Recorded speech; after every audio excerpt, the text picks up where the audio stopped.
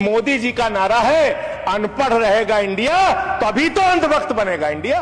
मुसलमान आंदोलन करता है तो पाकिस्तानी हो जाता है, किसान आंदोलन करता है तो खालिस्तानी हो जाता है, नौजवान आंदोलन करता है तो चाइनिस्तानी हो जाता है। लेकिन मैं इस सरकार के बारे में कहना चाहता हूं, जो लोग AK-47 चलाते हैं, छात्रों के सर पे लाठियां चलाते हैं, आंसू गैस के गोले छोड़ते हैं, वो सरकार आतंकवादियों जैसा आचरण कर रही है, आतंकवादियों जैसा व्यवहार कर रही है। अकेले रहेंगे तब भी तुम्हारे खिलाफ लड़ेंगे, याद रखना। संजय जी, अकेले रहेंगे तब भी तुम्हारे खिलाफ लड़ेंगे। ये दादागिरी कहीं और दिखाना।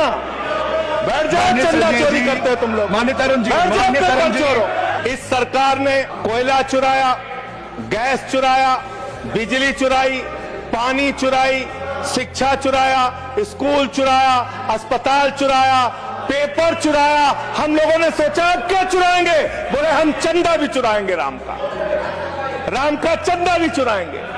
पेपर चोरी से लेके चंदा चोरी तक सारे चोरी के गुनाह में तुम लोग शामिल हो।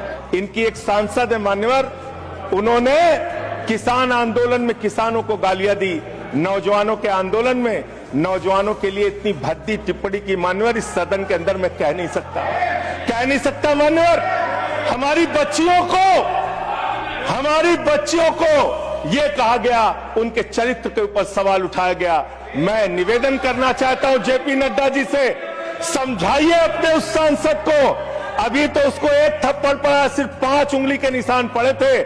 ऐसी बात करोगे, जेनजी को गटर कहोगे, जेनजी को गटर करोगे तो तुम्हारी सरकार को इस देश का नौजवान, इस देश का जेनजी पकड़ के गटर में डालने का काम करेगा। इसलिए मैं आपसे निवेदन करना चाहता हूं, नौजवानों को गटर जेनजी मत बोलो, तुम्हारी सरकार को उठा के वो गटर में डालने का काम करेंगे। छात्र जो गए वहां आंदोलन करने, उनको बर्बरता पूर्वक मारा गया, लाठियों से पीटा गया सर, उनके सर फोड़ दिए गए, उनके ऊपर आंसू गैस के गोले छोड़े गए, वो चीखते रहे, चिल्लाते रहे, 500 छात्रों को घायल किया। और बिहार के अंदर इन लोगों ने AK-47 चलाया सर। वो आतंकवादी है हमारे छात्र, वो हमारे घरों के बच्चे आतंकवादी है सर, जिनके ऊपर आपने गोलियां चलाई। क्या फास्ट ट्रैक कोर्ट की बात आप कर रहे हैं, गुमराह करने की बात आप करते हैं। इस कानून में आप लिख रहे हैं 2 महीने में इन्वेस्टिगेशन पूरी हो जाएगी, 3 महीने में ट्रायल खत्म हो जाएगा। 2 महीने में इन्वेस्टिगेशन पूरी हो जाएगी, 3 महीने में ट्रायल खत्म हो जाएगा। कितने कोर्ट हैं आपके पास, पूरे देश में कितने जजेस हैं आपके पास? फास्ट ट्रैक कोर्ट की असलियत मान्यवर पता है आपको? 2.5 lakh cases fast track court के अंदर पेंडिंग पड़े हुए हैं। ये आपकी हकीकत है।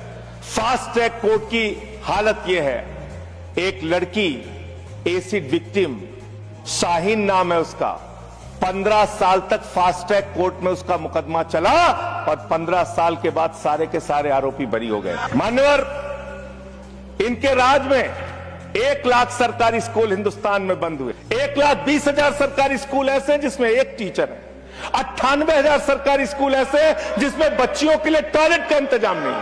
1,19,000 सरकारी स्कूल ऐसे जिसमें बिजली का इंतजाम नहीं है। मान्यवर, ये पेपर चोरों के खिलाफ कार्रवाई क्यों नहीं करती? मुझे ये पता चला मान्यवर, ईडू टेस्ट नाम की एक कंपनी, खत्म कर रहा हूं, ईडू टेस्ट नाम की एक कंपनी जो गुजरात के अंदर ब्लैक लिस्टेड हुई, उससे बिहार में पेपर कराया गया, वहां भी ब्लैक लिस्टेड हुई।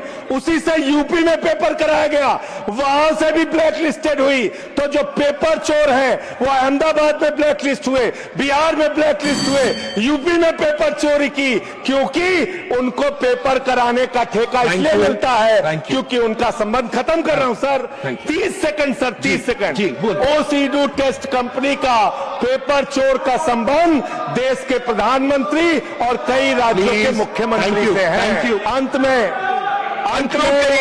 चंद्रशेखर जी, स्वर्गीय प्रधानमंत्री जी की एक लाइन के साथ अपनी बात कहना चाहता हूं। इस देश के नौजवानों की तरफ से आपको, जिन हाथों में शक्ति भरी है राज तिलक देने की, जिन हाथों में शक्ति भरी है राज तिलक देने की, उन हाथों में ही ताकत है सर उतार लेने की। इसलिए अहंकार मत करो।